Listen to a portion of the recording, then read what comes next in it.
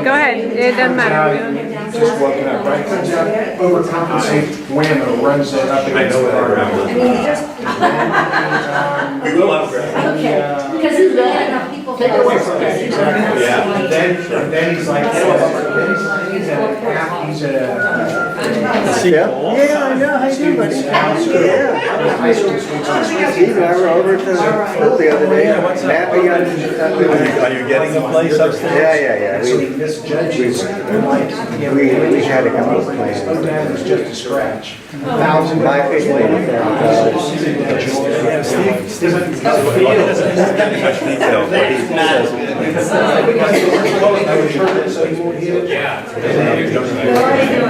well, we have a plan. I make a plan with Todd. Administrator, wasn't in on it.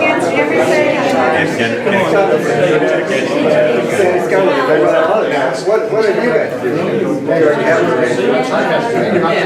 But it caused a problem. Todd doesn't. Now Todd has a conflict to resolve.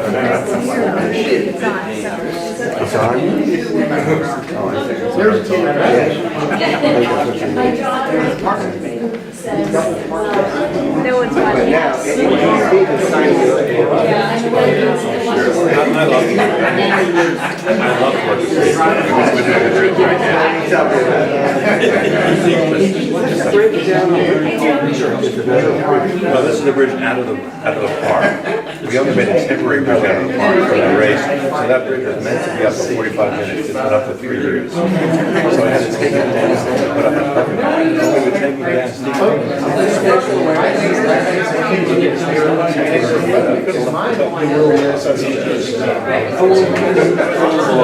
Below the standards.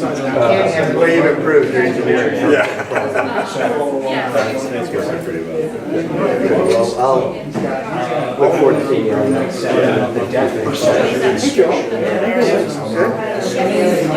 Nice to meet you. I think you're going I remember how you.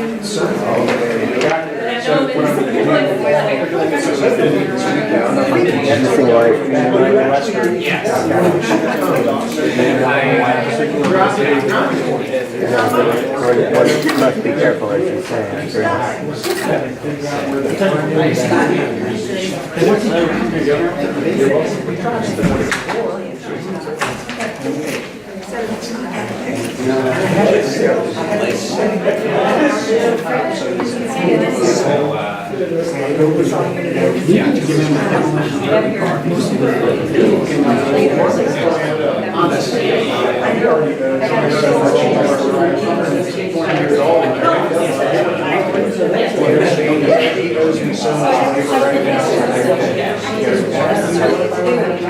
Your free time is my time. I have to go out there with them.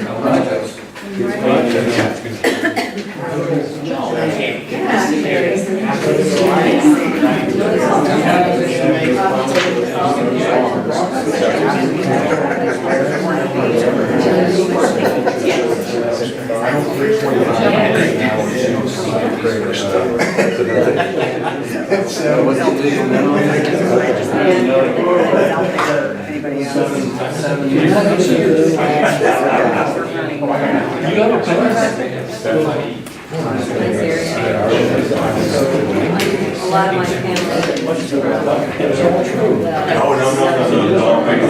There's very important details missing. A lot of them came from Virginia, some part of Virginia. Yeah. There should be my sister just identified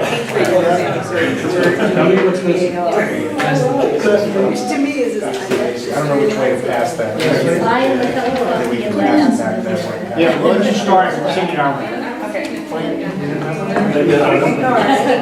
I could be anybody. Sean Burke.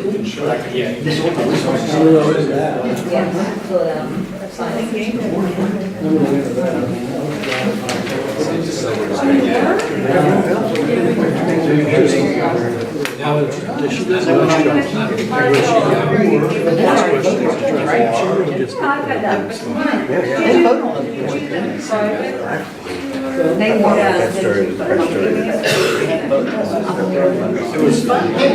was a good explanation. Now, a lot of people say, no, I don't think that really about it, just not understand. Right. I think they're really I thought the thing in there was that. They did vote on something. Hey, that video was kind of. And not only that, but they can't refer to it. Okay, we don't know your vote. I'm just put it back on your reminder. That's the way they're reading it. And when it comes to, then when it comes to. But they weren't eventually called it unconstitutional. But once he called it a tax. So let's go ahead and get started. I think we actually, our eighth I appreciate you person helping. on the committee walked in, so I think we have a quorum. Not that, I don't think we're taking any key votes tonight. But anyway, welcome to the September Crozet Community Advisory Council meeting.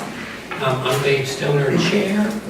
And before we jump into the agenda and such, let's just go ahead and quickly go around and do introductions. Doug Bates. Bill Best. Leslie Burns. Mark Violet. Dean Eliason.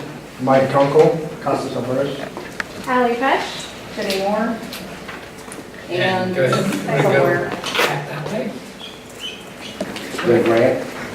Bill Schrader. Cherry Miyamoto. I'm Allison Riggle. I'm Joel DeNunzio. Ian Dabney. John Savage. Paul Grady. Kimberly Barker.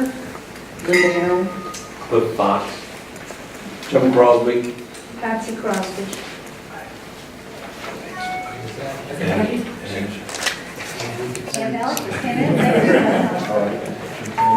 And we're doing introductions, Mr. Curry. Sean Curry. Well, again, welcome everyone. There are extra copies of the agenda on the corner of the table here. If any visitors want an agenda, we got a couple good presentations this evening. Sorry for my voice, it's weaker than normal. Anybody have any comments, suggestions, changes, additions to the agenda? Okay, if not, we'll just go forward with it as is.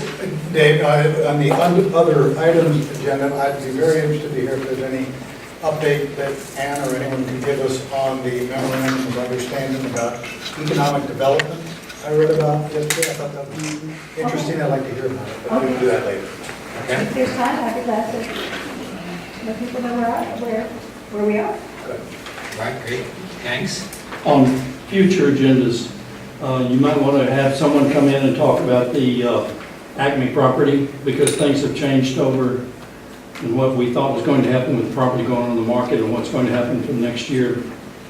Things have changed a little bit. Okay, good, yeah, good suggestion. I know we've talked about that before, and it's probably overdue, so thanks, Bill. I think Mike circulated minutes from the last meeting a week or two ago. Did everybody get a chance to look at those? Any comments, suggestions, changes on the minutes from July? We got a motion to approve. Second. All in favor? Aye. Thank you very much.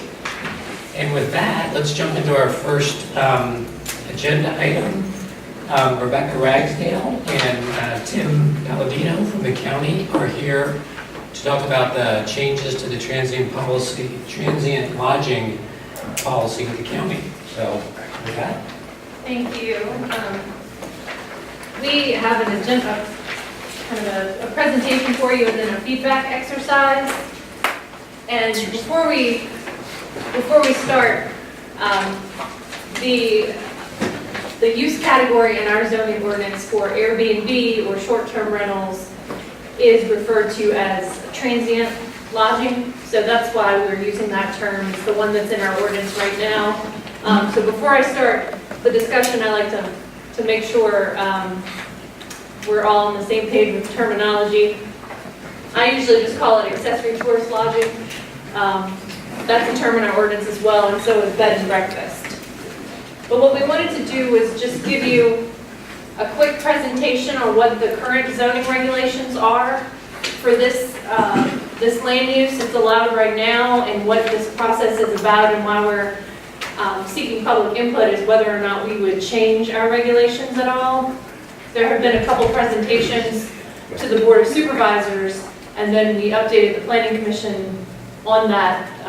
So that was back in May and July. So before we started the public input process, the board had some questions, and we sort of have been doing the same presentation that we did for the board, for the public, and then added the feedback questions. And we also have a DOT exercise that we'll get to at the very end to get your feedback on our questions. So we started this initiative, or we began talking about this in March. The Community Development Department has a work program that we review with the board every year. And so there was a strategy in our comprehensive plan when we did our comprehensive plan update to study this land use, come up with any changes that were needed, and also come up with a game plan to bring people into compliance. It's an activity that's already occurring. There are folks that have permits with the county already, but there is a gap between the activity that's occurring and compliance. So we just wanted to point out that we're endeavoring when studying these proposed changes within the context of the comprehensive plan, and to make sure we're balancing our goals for the rural areas, the development areas, and still allowing this to continue as an economic activity that supports tourism and provides, you know, a business opportunity for people in their homes. So jumping into what you can and can't do right now with the regulations, like I said, it's already allowed in association with a single-family detached dwelling. So you can rent up to 5 guest rooms. Now, accessory tourist lodging is the ordinance term and the provisions for the residential zoning districts, which are primarily in the development areas. So that's what DA means. And then the bed and breakfast regulations are our regulations for the rural areas. So we have two separate categories already. So up to 5 guest rooms. For accessory tourist lodging in the development areas, those guest rooms must be within the single-family detached dwelling where someone resides. In the rural areas, there's already a little bit more flexibility that was added to the ordinance in 2012.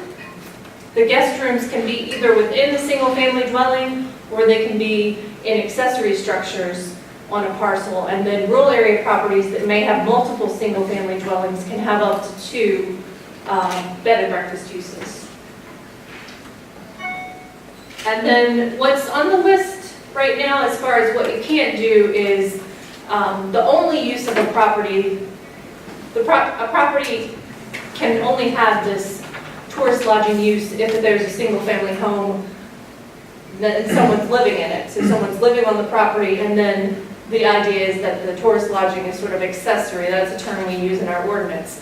So we don't allow the primary use or the only use of the property to be for vacation rental or tourist lodging, which we've sometimes referred to as whole house rental when we've been talking about this activity. And we don't allow rental of guest rooms right now in the ordinance in other dwelling unit types, in townhouses, duplexes, apartments, or any sort of single-family attached dwelling unit type.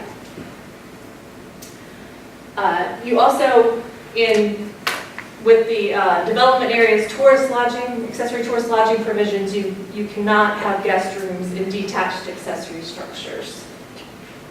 And then, if you do have a bed and breakfast or accessory tourist lodging permit, that doesn't bring with it any additional uses like the ability to have special events or weddings. It's just the ability to provide the lodging. In the rural areas, we already have a category, or we already have special use permit or special events provisions for the rural areas.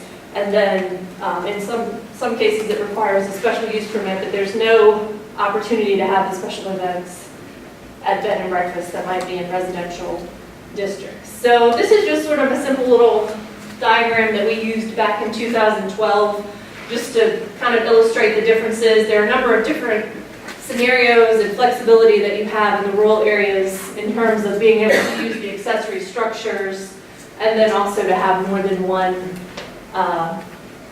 bed and breakfast on a parcel. And when we're talking about having two on one parcel or having this activity and the owner or manager requirement, it all has to be on the same lot or parcel. So there are some instances where people own multiple parcels that might be side by side, and if they're separate lots of record or separate tax map parcels, that doesn't meet the regulations. The owner or manager has to be on the same lot, and then the rentals have to be on the same lot. That's something that has come up, and we've heard for some people interested in adding that flexibility to the ordinance. So the review process is the same, whether it's that accessory tourist lodging permit or a bed and breakfast permit. There's what's called a zoning clearance. And I should have said before I kick this off, I work in community development in the zoning division. So I work day to day with building permits and what we call zoning clearances, which are a staff level type of review type of permit. As long as someone meets the regulations, then we can approve that permit. So part of my job is to make sure they meet the zoning regulations, but also coordinate with the other agencies that are part of the review process. So it's a one-time $108 fee for the zoning clearance. We're confirming the number of guest rooms, the resident owner manager requirement, we're confirming adequate parking, and our building inspectors are confirming that the smoke detectors are meeting the current residential code. Some instances people have to upgrade them before they can get their tourist lodging permit approved. The fire marshal also does an inspection, and they look for some other safety items. They're making sure their fire extinguishers, they're in the right place, carbon monoxide detectors, any sort of obvious hazards like extension cords or electrical type hazards. In the home, they're making sure that visitors know the way in and out of the structure, that there's adequate entrance and access to the properties for emergency vehicles, that the address is displayed, and that sort of thing. These properties may or may not need a health department permit. It depends on what type of lodging they're providing. We use the term bed and breakfast for the rural areas in our zoning ordinance, but it could be your traditional bed and breakfast, or it could be just a one guest room Airbnb, which typically doesn't need a health department permit. And the health department is regulating food service, lodging, and well and septic. So just a question I get pretty often is, well, I'm not serving food, why do I need the health department?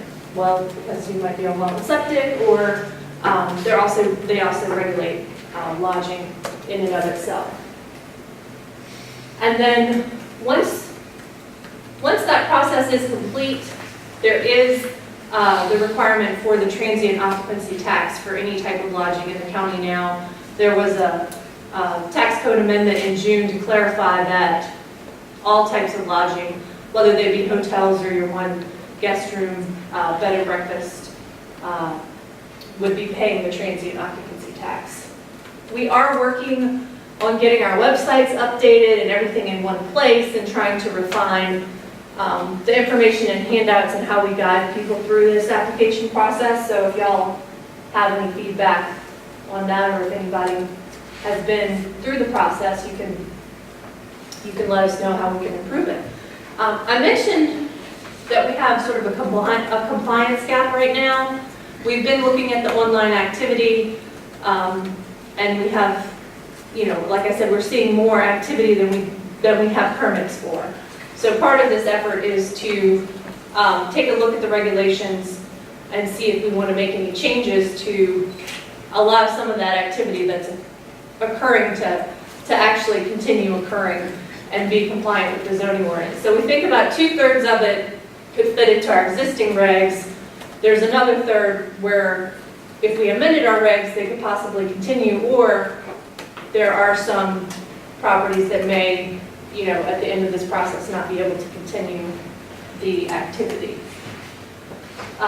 So the feedback in this public input process is geared towards two areas of the regulation. That whole house sort of vacation rental idea that I mentioned earlier, and then whether or not to allow rentals in townhouses or apartments and condos. So that's what we'll get into in a little bit more detail. We have some questions broken out for you to get your feedback on that. I did want to mention there was a change to the state code, or something that was added to the state code in July called the short-term rental registry. And it doesn't live in a place in the state code that goes along with the zoning regulations, and it doesn't live in a place in the state code that goes along with the tax regulations. So it's just sort of a separate registry, as it says, that a locality can implement if they choose to do so. So we are interested in implementing this into our ordinance in a way that sort of folds in with an existing process. I mentioned the zoning clearance process is one time only, but taxation and business licensing may be ongoing. If we do put this in our code, we have some additional enforcement tools to help us with the compliance issue, and also to help if there were properties that continue to violate the ordinance. So that's the multiple violations on 3 occasions provision. Then that operator would have to stop hosting, and then there is a there would be a $500 fine for not registering or not getting the permits to begin with. So we see that as some compliance tools, if you will. And then I mentioned the tax code changes already as far as the transient occupancy tax, and then also the business licensing requirements. And that's handled by the finance department. So I'm hesitant to go into any detail about that, to be honest. So I wanted to pause for a minute and see if you had any questions about where the county is as far as the current regulations on this before we sort of jump over to the questions and the feedback part. To get your thoughts. I'll stop talking. Bill? Oh, David. I didn't see a definition of what the county considers a transient or short-term. Oh, it's less than 30 days at a time. Okay. So this would not affect renting your property as a home or rentals of longer than 30 days. And for those people that live in association that have state-approved covenants of operation who have said that we will not allow rentals, which takes precedence? Well, the county doesn't enforce the covenants, but your covenants would still be effective whether we change the zoning ordinance or not. I think typically we tell people to check your covenants, check with your HOAs. You're going to end up complying with whichever's most restrictive. And I have heard from HOAs during this process that don't allow the use and are already being, discussing it with their neighborhood and putting information out. And I've been to HOAs to speak, like Mill Creek, and I've heard from Forest Lakes and some others. I don't know if I've heard from anybody in Crozet or not. Oh, you can hear from me. Okay. Western Ridge, right? No, Stonegate. Stonegate. We do not allow Right. short-term rentals. So I think that during this process, we want to educate people about the fact that we do allow this in the zoning, and then get the HOAs engaged to all be proactive about communicating, the requirements, whether they be zoning or the HOAs. It's a very timely topic, I think, for both to reach out to people and let them know where But they I'm are. still not sure I'm understanding the answer.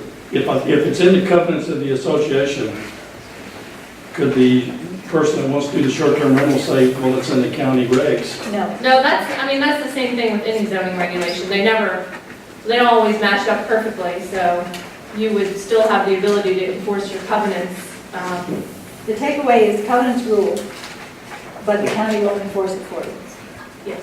We can't get in the middle of it, but there's no preemption of your local neighborhood rule with any of the zoning. Yeah, the county says you can put up whatever mailbox you want, but Western Ridge has yet to put his mailbox in. Well, that might be good to be But listed. that only works in one direction, it doesn't work in both. The covenant can't relieve you of responsibility of adhering to a county ordinance. No, absolutely not. It can be more restrictive, but it can't be more limited. Less. So it's only one direction. Right. Right. More limited. Yeah, more limited.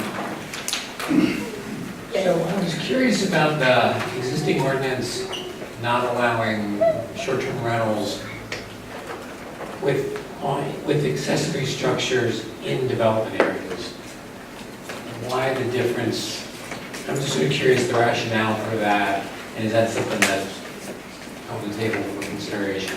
I.e. to make it just like rural areas where there's an accessory structure. Well, it wasn't, we haven't updated the regulations since they were put in place. It used to be that the development areas and the rural areas had the same provisions, and then we went through that study process in 2012 where we had specific input and discussed it for the rural areas, but we didn't do the same thing for the development areas. There are a number of reasons why we didn't put it on the list for accessory structures. Some of the accessory structures were, I think that we were more concerned about the effect of transient lodging in neighborhoods happening in accessory structures.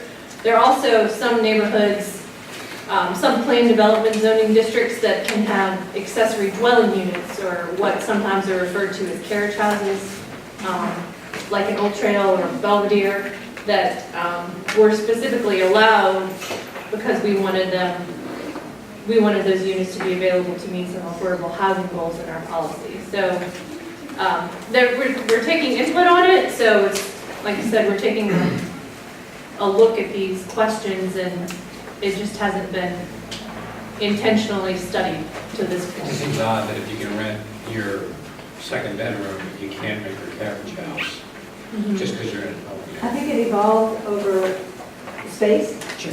And also, a special interest of mine had been when it was not allowed in the barn or the roof of the separate little garage, is ways to find where someone might earn a little bit of income to actually keep the roof on the barn, to keep it from falling down. I mean, losing those kinds of structures is really sad, and not having the $10,000 to fix the roof is really a problem. So that was part of the discussion in 2012, and to allow the Hungarian bakers and things that was sort of our poster child.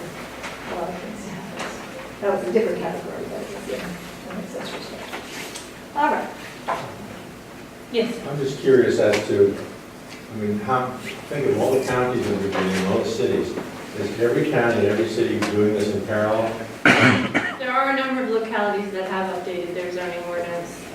And How do we pay attention to what other cities and counties do? For example, just like Charlottesville, now, how different are our rules, and do you give us pay attention to that? well, we take a look at what we call the peer counties and cities, and we included some of that background research in the July work session and report that went to the board. I heard from some planning commissioners that are interested in seeing that as part of our work session that we have scheduled on October 24th. So we just sort of look at it, get some ideas, but really we have to figure out what works for us. But we are seeing, like, the city updated theirs not too long ago, the town of Blacksburg, some Northern Virginia communities like Arlington. So that is a timely topic, I think, across the nation. We've had a lot of, it's been a conference topic at our planning conferences. There's always a webinar that you can, we've tried to take advantage of those kind of learning opportunities throughout this process. So does the city allow full house rentals in separate detached dwelling units? I don't know if the city allows it in an accessory structure or not. Okay. Well, can you also just talk a little bit about the definition again of full house rental? Just so, or the whole thing really, I'm a little confused about. The owner has to like be present the whole Yes. weekend So the idea is in the that house and just. the idea is that you have this use on a property where there's someone's home on that property, but during the rental. but they're also available during the rental. You're not going off to Europe and someone's renting your house for a week, or the only use of the house that you own is tourist lodging. So we have sort of a spectrum of in our questions for you, should we allow it at all? Should we allow it with no limitations? Should we allow it, or should we prohibit it? Or should we allow people a certain number of days out of the year to do this, like 30 days? And that's not 30 days at a time, but just throughout the year total, it's rented out for 30 days, like graduation weekend, or if there's some big sport, big event that there's a need for more lodging in the community. So that's on the, that's part of the DOT exercise. Tim put the sheets up. So we have that question as part of the DOT exercise. We have the question about whether we should allow this use in other unit types, dwelling unit types, apartments, townhouses, single family attached. We have sort of the bonus rural area question that we added because it keeps coming up from people that want to do it. And that's the one I mentioned about property lines, where you might have two houses side by side. There's one example I've seen in Green, and they're like only 6 or 10 feet apart, but they're separate lots of record. So people like that are interested in living in the one house on this property and then being able on the other property, where there's a property line in between it, being able to do tourist lodging. So we don't have a dot for that. That's just a check yes or no. So in the current We only rules, had 4 different color dots is apparently. it always the case that the owner has to be present right now? Yes. Yes. In rural and, Yes, for either zoning district. okay, and in Right. just a bedroom or a separate house, always Right. the owner has to To be. be- That cannot be, to no be one in can be compliance. compliant with that, right? I mean, Well, it's, People are thinking. I just can't imagine that that's what Airbnb people are doing. yeah, so the whole reason for this process is to clarify it. Yeah, So, I'm sure, I mean, And what was the ordinance that you passed for fee structure, right? Didn't the county just didn't they just pass an ordinance? We did change or add this category to our finance categories so that they could then be required to collect the transient occupancy tax. what fee? Is that the 108? The 108 is a zoning fee in our community So development the department. transient occupancy tax, It's what is paid that? by the visitor for, like, That's it, go to the hotel, and right. jurisdictions will add on to 9 or 15% or something like that to the bill, and that goes to the government.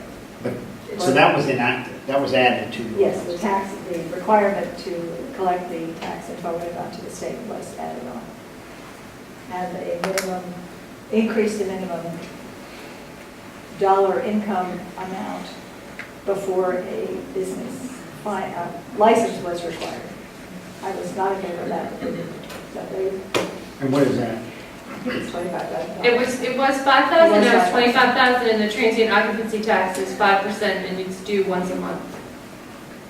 You can do it online, it's very simple. And how it is now and any changes that may happen, how is that enforced? I mean, is it by report if some neighbor is concerned? I mean, I really just don't get how you would know. Well, it's, Unless a neighbor or somebody's bothered by something, Right. they see something, So- or a guest had a bad experience, I just can't really see how you are proactive about. that's the, right, so we're complaint driven in terms of our zoning enforcement. So unless we've received a complaint about a property, we're not currently monitoring all of this activity. And that's the way we are with any of our zoning permits, any of these types of permits, like home occupations that we do, like hundreds of a year, literally. So it's on a complaint basis. We haven't gotten, once we get through the zoning text amendment process, we may revisit addressing this compliance issue that we have.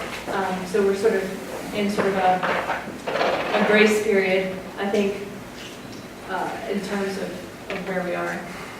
And would you say that you receive many complaints? When I checked our system, it was about 10, maybe, our complaint system. Now, what we have done to Over our what sort of period? since 2005, we have what's called. Pardon? 10 per year, 10 total. 10 total. So we have what's called County View, and that came online in 2005. So I don't have the data going back further. And we have not been consistent with our data entry. And I searched it every which way I could, and we're going to be more consistent with our data entry going forward. But some of the complaints were about people doing it in a townhouse. We have one rural area property where they didn't have a permit, and the neighbors just sort of noticed some additional activity, people coming and going. So most of the time it's been no permit, or we've had a number of properties where there was a townhouse being rented, or a property that may be having events, and someone will see it online and they'll send it to us because it's Advertised. it's being advertised, they don't have a permit with us, and they're also saying, oh, you can do your wedding and have these events here. 200 people anytime. So we're not sure, as part of this process, we're going to be consistent about how we track it and put it in our complaint system. And I don't know if this effort will lead to more complaints, or I don't want to make any assumptions about why they're not more complaints. So that's where we are with those. Yes? If somebody had like a 2-acre parcel and they just decided to put a carriage house on it, and that seemed to be like a good idea because they started renting it out, and then other folks in that same subdivision, does that change with the zoning? I mean, does it affect zoning in any way, or? So these accessory structures can't be dwellings. So we allow accessory structures, and we allow tourist lodging as a use in an accessory structure. So it can't have all the features of a dwelling. Now, some rural area properties have enough development rights that they can have multiple dwellings. So if you have 2 single-family dwellings on your property, then the owner can live in one and rent 5 rooms in the other. But adding a carriage house or adding a unit above a garage would, it has to either be a dwelling or what we call an accessory structure, just sort of bonus space that you can use for yourself or With electricity, water, and... right, and a bathroom. Everything but a kitchen. Right. It has to have everything but a kitchen. Yeah, no kitchen. Well, it can't have a kitchen. It can't. Right. Otherwise, it's a dwelling. Has to have- Or a kitchen, Or- not a bathroom, right? Is that what defines a dwelling as a kitchen, basically? A dwelling is something, well, for the zoning ordinance, it has provisions for sleeping, living, cooking, sanitation, and usually we look at floor plans and we ask things to label the uses, or ask people to label the uses of these accessory structures that come through. It's not just, you can't have a bedroom, a dining room, a pantry, a living room, and then just call something a kitchenette and not put a stove in it, and we're going to say that's not a dwelling. I've had that conversation just this week with people that presented it as mother-in-law living space. They said, well, I didn't put a kitchen in it. So, I was like, well, what are you going to use it for? Because zoning is about the use, and hanging your hat on this kitchen thing is not perfect. That's a whole separate ZTA that you'll probably see in the future. Yes, sir? It seems to me that there's got to be a limit below which there's no intrusion. So like if my cousin comes for a visit over the weekend, I'm not going to have to pay taxes on it. If he gives me a bottle of scotch, I don't have to give you a quarter of a bottle of scotch. No, I'm saying, how do you draw the line? It seems almost impossible to draw the line between what is... But that's not a commercial activity when your Yeah. relative comes to stay with you. Right. You're not advertising. Okay, let me for sale and give you what rent. that might be, okay? Okay. Certain churches might ask their parishioners to contribute to the church by raising money, by charging people to live in their house. Wow. Students, graduation, okay? Graduation, you can't find enough houses.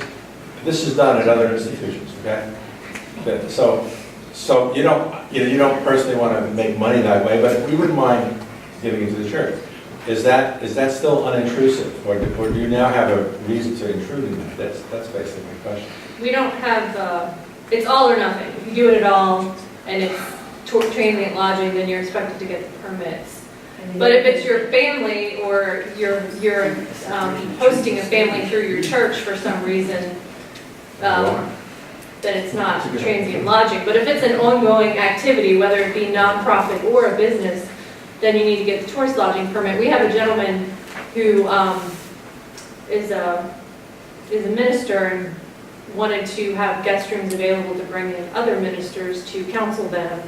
But it was a nonprofit, but it was going to be ongoing, sort of what fit into our transient lodging activity. But if it's just sort of a host family, or you have an exchange student, I don't think we're gonna, that doesn't. We're trying. When does it become incidental versus continual? I guess that's. Well, this is an opportunity if we want to clarify in our ordinance what's, you know, we, like I said, that's.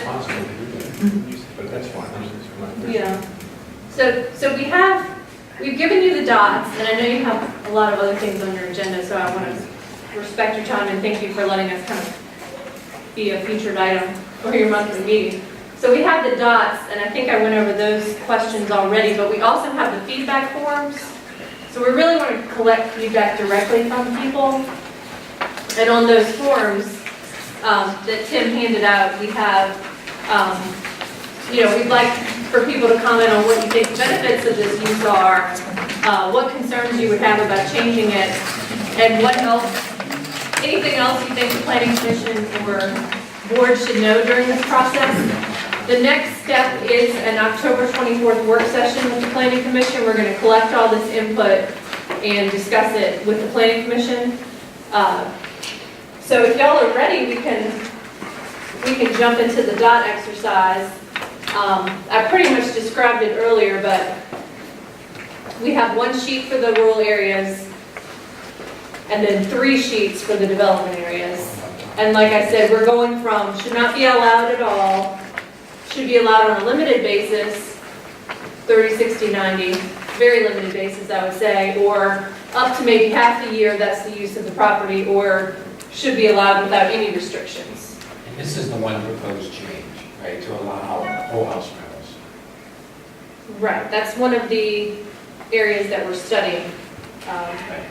And then I talked about the bonus rural area question. And then there's questions about development or unit types. We broke it out. We kicked off this process with people that were already either had permits with us, were doing the activity and didn't have permits, or were interested in doing this use. And they said you should really break it out amongst the 2 different unit types between apartments and townhouses as far as being able to rent those structures. We had 3 meetings for the rural areas. We're going to each one of the advisory council meetings. And then, like I said, the next step is the October 24th work session. We anticipate also needing to do a work session with the board when the Planning Commission is ready to make some recommendations to the board. This takes us to February as far as when we would be able to adopt any potential changes. This is a tentative schedule. And the board has a number of items that they try and schedule each month, but if the Planning Commission's, so this is sort of the minimum process going forward, but we definitely have that October 24th date set. Can I ask a question about that, just moving forward, and the thought of a roundtable discussion with stakeholders? And I know you're going to get feedback from this meeting and the people that are here, public and from the others, but it makes me think of a farm wine brewery distillery where you had people, come in and have a discussion, and then the Planning Commission and the board would either attend those or get that feedback, and it captured a lot of different perspectives. And I think what my takeaway from that and the success of that was we wanted to avoid some unintended consequences and the actions we might take, how it might affect someone who, is doing something on a small scale versus someone who's doing something on a larger scale. Here are the voices of those people, because I don't know if we're going to capture that in these. Well, we did the stakeholder thing already. Well, we did the stakeholder thing. The staff did. Well,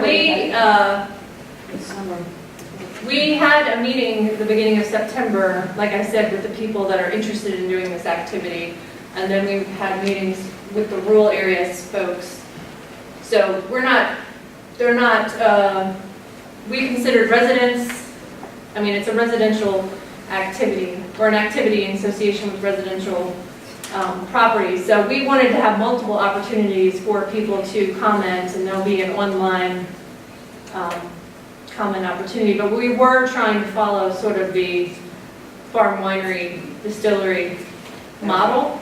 That had sort of different set of stakeholders, I think. I know that was a much more, but so I we- wonder too, at the work session, people can comment. Well, we would like to have a public, a work session with the planning commission that allows public comment. And I think typically you do that because you're able to kind of dig in deeper and you have more time than possibly at the board. But we, you know, we can adjust our process as we wanted to get through this step and kind of look at it and see what we had in terms of public comment and see if we can take it to the commission. If you feel it's adequate, we can move along. If you feel like we should have another meeting.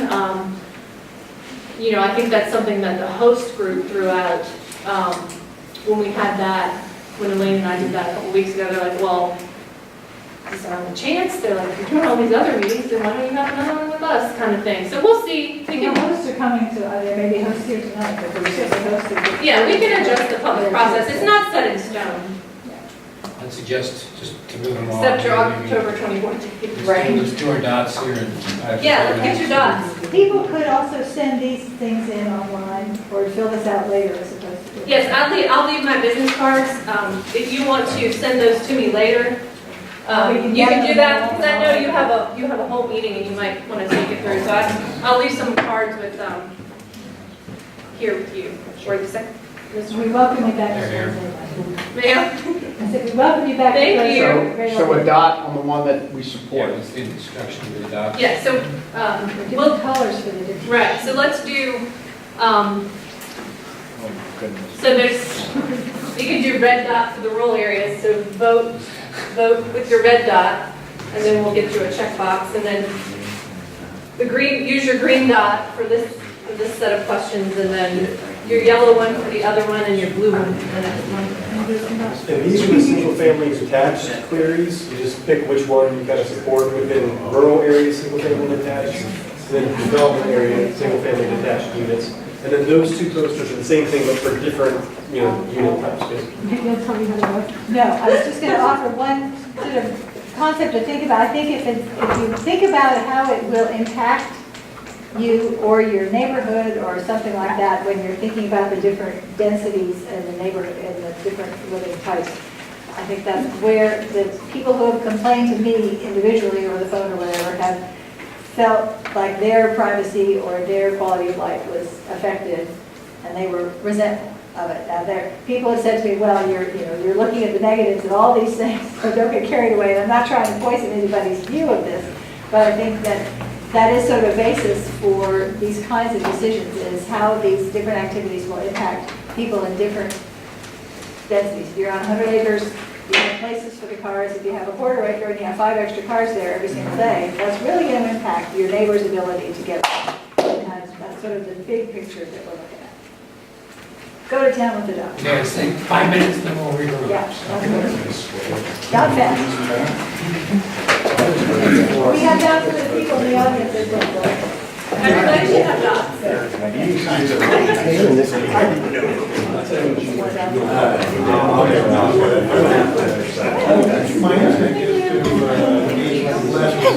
Hey, nice to see you. How are you doing? I'm doing well. Good, that's great. Should I take a picture? You get so much trouble getting a picture that you're not satisfied with. What if you ran something from somebody else? Should I just photograph it? Well, you've taken wonderful pictures. I know it takes 5 minutes. I do have, Kate did take several, and I must have forgotten to send them to Lisa, she asked me for them months ago. And then my brain has been so fried. Well, I'll take a picture of you. So there are a couple of cute ones. I think recently we had one, we had a website, which was, that's a good one. I didn't like it. It's a little fun. Yeah, exactly. The one with my hat on it. Yeah. Drop chilling a couple on that matter because I was nonstop. I just learned that he had a name for me. I didn't know that I had a name for 8 years. But that was from like 2008 because I was campaigning in 2007. That's why I covered up my head. I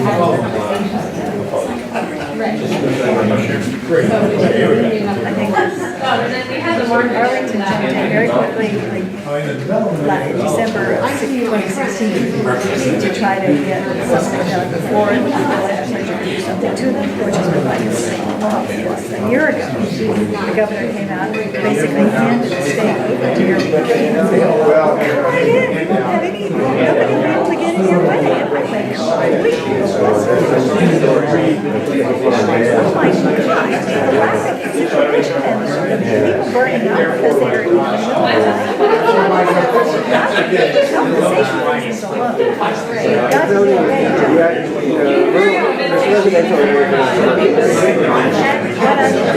the biggest worst case scenario, and I know from realtors, they're already used to real lives in our area, from people out of state. Our prices are high to us, but compared to other places, we're not high. And never intended to come here. I've been using them for 1,000 years. And that means there's an empty house the rest of the time. There's nobody in the neighborhood. It's just rough. We know a lot of what's going on there. It's not familiar. 300 things every in Airbnb advertising on the web, and I'm like, that was nuts. And so, I think, yeah, some of them have probably been taken down because of this discussion. Because, I mean, that was just a very clear so, people are already sending advertisements saying stuff over the goes down the other side of the county saying, we think you did it for 200 feet, 300 feet. It's on their website. They have no idea. I try to say, understand, look, you're putting your guys doing garage doors in your backyard out of business. The atrocious things like that. And they start Well, it's an abuse. no, fairness is important. I mean, I get it. No, always use anything more If they tighten up on it, then they increase the incentive to build actual. That's what we want. You don't want to dissipate your lodging market. They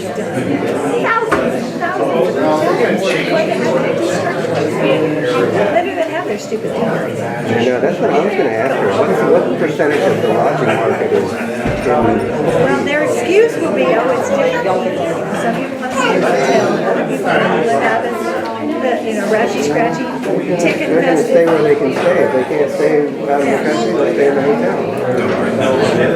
As long as everybody's paying their VOT. And they've done all their, well, they've just required, we just changed the code. Oh, I know. Like 6 weeks ago, it's required. But I mean, to cattle out there at then Sugar Hollow, that's not $35. And they were sending him $30,000, $40,000 a year. And he said to me back in 2008, this was so unfair. First of all, the CBD is nothing for us. We send them all that money. Back then it was $500 million, now it's $800. So I'm on the workout about that still in 2 years, but I think we'll actually get there this time. And then, and the other thing is, they do nothing for us. But then all these people who are out there advertising to me, I guess it was 4 years ago, we're automatically losing 50% in competition with them because they're not doing any of that stuff. And I don't care if it's only every other, a few weekends a year, because there's no way to step to it. I'm not going to put an enforcement burden. And I can't wait to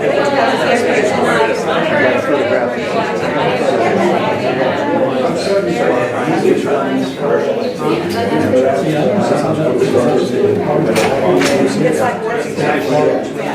Well, you're not going to recruit that. Excuse me, the trouble bed, I'll be Like someone still lives there.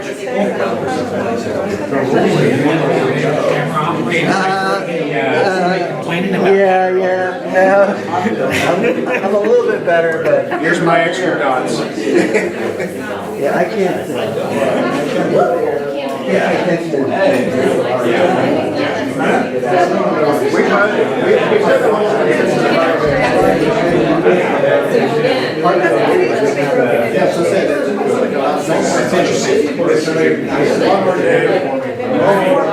I wouldn't even look at All right, we're going to restart, so we're still donning, go ahead and do that quietly.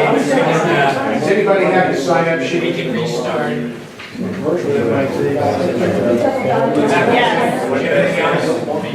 thank you all. If you just want to give me your tip, there's the sign-up sheet and the feedback forms, or I left my business cards if you want to just mail in your comments, email your comments. Yeah, thanks to Rebecca and Tim, appreciate the presentation, informative.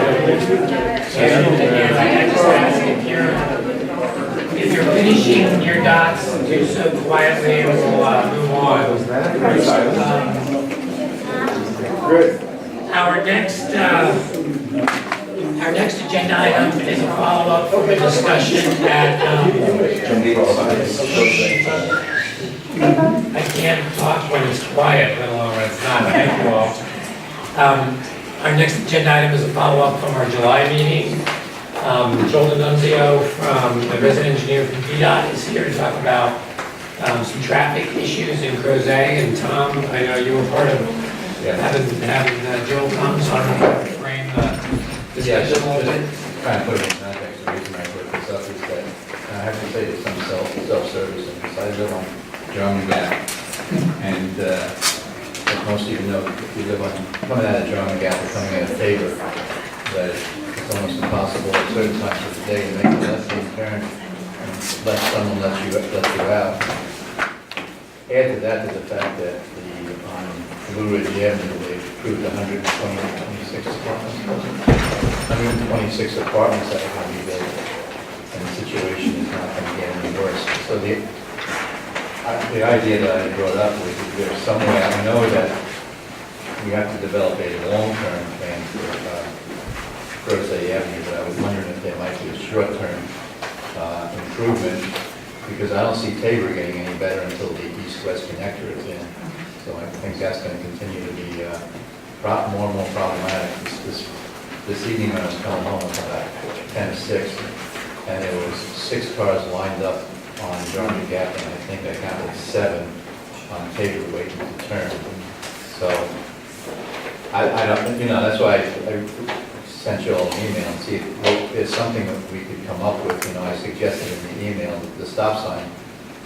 Having lived in Crozet before the stop sign and knowing what it was like, that stop sign, the four-way stop sign to me has worked very well.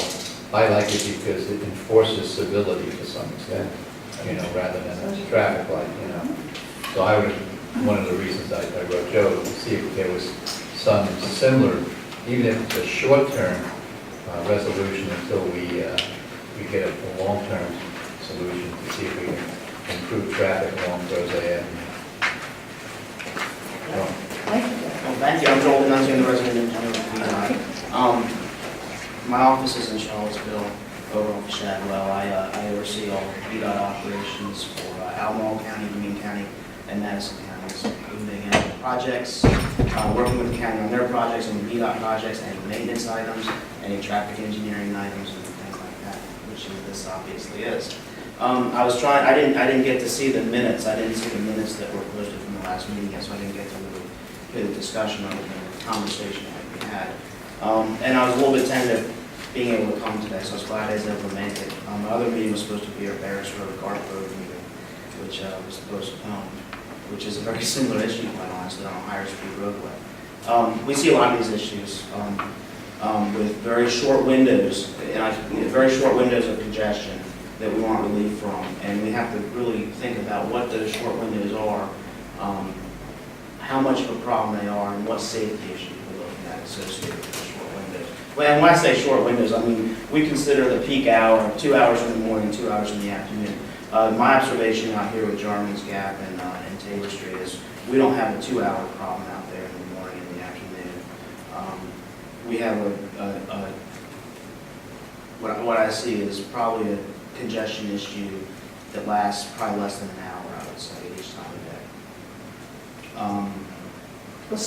Before, an hour, 2 hours before school dismissal, or an hour after? Well, the school dismissal is a whole different issue. And I'll tell you, and the school dismissal, on a different note, the school dismissal out at Western Albemarle High School, we've been working very closely with the schools, and we had a little problem the other day with due to not a problem. a congestion that people kind of got a little bit upset about where emergency vehicle caused another backup. But the lights, we've gotten to a point out there where we work very closely with the school in solving a problem where there was a lot of complaints where there was congestion at that intersection. The sheriff's office would put it in flash mode and people were complaining because they had waited too long on 250. I think that's getting better. You might have seen the camera out there recently. We've been actually monitoring that situation getting better. I think that's the kind of approach we want to take here also. I don't know what the solution is, quite honestly, right now. It takes a lot more work than just looking at the, I have a little bit of data I can share with you.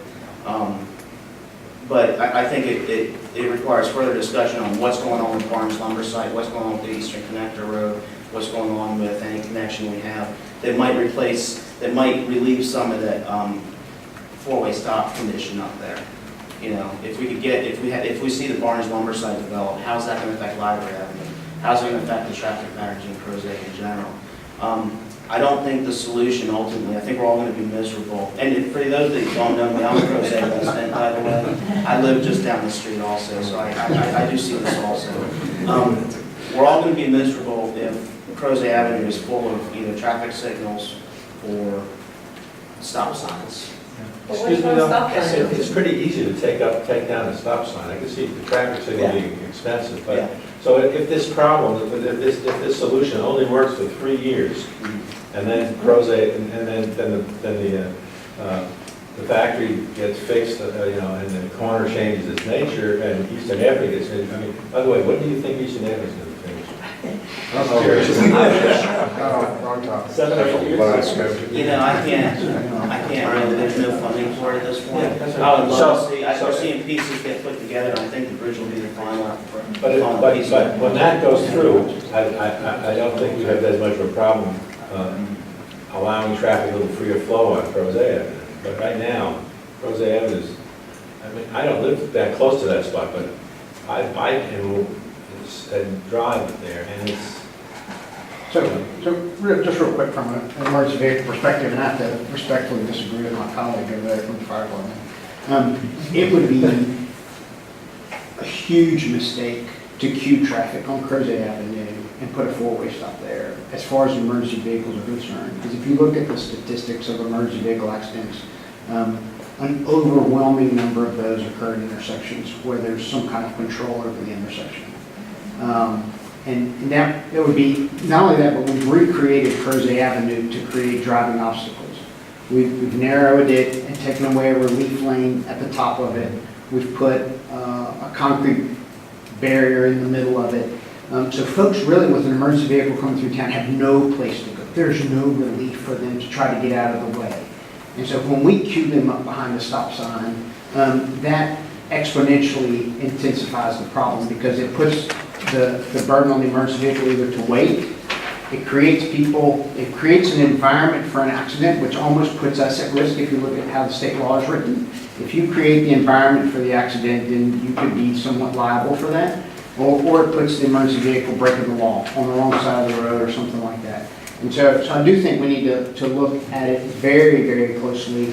And if we are really talking about a very short period of time, any solution should be,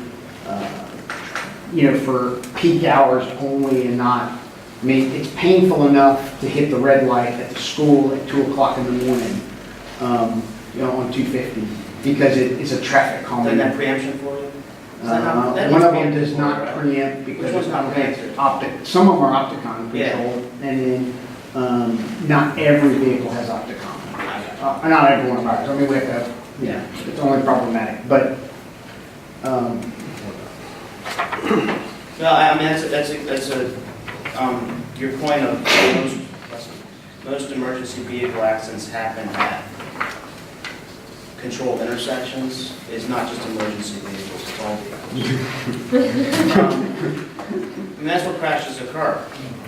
What I'm sending, the first thing I do, and I threw this data together pretty quickly today. This is 5 years worth of crash data on Crozet Avenue, and within 250 feet of any intersection of Crozet Avenue. Earlier this year, we did a presentation, my traffic engineering staff did a presentation on the hot spots in the Culpeper district, specifically in Albemarle County. We have a list of 100 intersections that are targeted safety needs in the county. Now, strangely enough, the one intersection that made that list in Crozet is the signalized intersection up at right up here. And if you look at the crash data, you see a cluster up at the four-way stop and the signalized intersection. You also see the majority of injury-related crashes are also associated with the traffic light and the four-way stop. Do you think that means that they're due to the traffic light and the four-way stop? How about the blindness created by the? I don't think, in the situation of the four-way stop, there's a couple things. I don't think you have much better of an option out there than a four-way stop. I think that's a good application of a four-way stop. I'm not advocating. The traffic signal, Ann and I have talked about the traffic signal and what I would like to see with the development farms lumber. I really think that traffic signal ultimately should be a pedestrian activated only traffic signal. I don't think we should be stopping traffic all the time. We're seeing rear-end crashes, we're also seeing congestion. The most congestion I see on Crozet Avenue is due to the stoplight and the four-way stop. And I think a lot of the difficulty getting out of Jarman's Gap, taking left there, is due to queuing vehicles because of that situation. The crash data shows that most of the crashes happening, and the stars are the injury-related crashes. So if there's a star around that dot, it's an injury.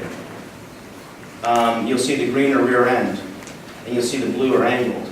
And so when I look at this data, and I look at Jarman's Gap Road and Tabor, I see three angled collisions at Jarman's Gap Road. Catches my eye a little bit. Now, it doesn't necessarily warrant to always stop because by our standards, and this is not a VDOT standard, this is a federal highway standard, we have to have 5 preventable crashes. 5 crashes that would be prevented by an always stop or a traffic signal that occur within 1 year. And right now at Jarman's Gap, we have 3 crashes over a 5-year period, angled collisions. They still catch my eye though. So I looked at the crash reports there, and they're not really related to traffic coming out on Jarman's Gap Road.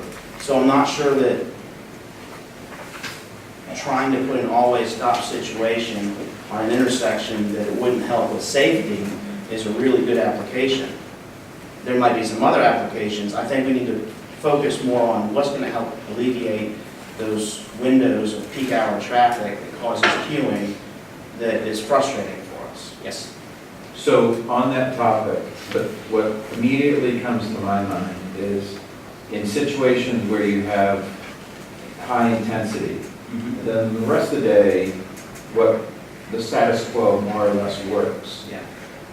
Does VDOT ever institute some sort of like, for those intense periods, there's a light, and then the rest of the day goes back to being normal? Yeah, like a flashing light. Does that happen? Does that happen very often? In the state of Virginia, we don't do that right now. I've talked a lot to my traffic engineers about having those applications because I see a need for them in a lot of locations where you have a real heavy peak hour. When we look at signals, we look at warrants for the signals. And when you meet a warrant for a signal, basically it says that putting a signal in by the statistics will actually increase the efficiency of the intersection and increase the safety. Okay, so you have to hit that plateau. If you're below that, you're probably going to have more crashes and a less efficient intersection. When you get above that, then you start seeing an improvement.